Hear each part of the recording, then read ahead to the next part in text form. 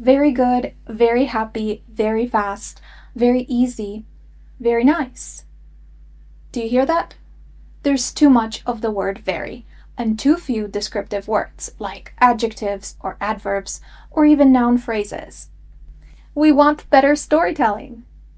Let's look at a text that uses very too many times and find stronger words instead. We had a very nice day yesterday. Pleasant. We had a pleasant day yesterday. My brother had a very good idea to make the basement very clean. Brilliant. Spotless. My brother had a brilliant idea to make the basement spotless. As it was almost night, my family and I had to clean very fast. Swiftly. As it was almost night, my family and I had to clean swiftly.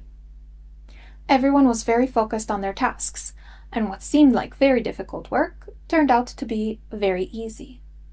Devoted to, demanding, straightforward.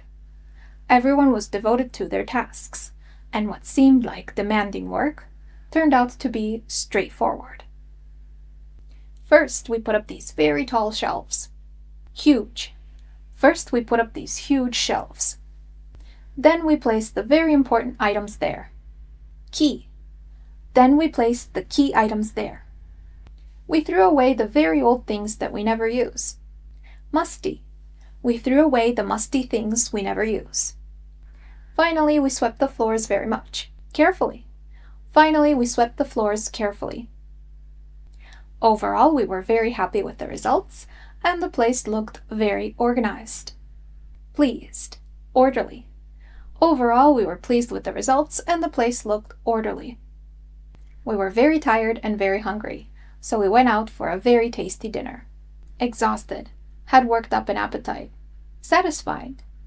We were exhausted, and we had worked up an appetite, so we went out for a satisfying dinner. Thank you very much. Wait, we can do better. I appreciate your support. If you have any questions or comments, let us know.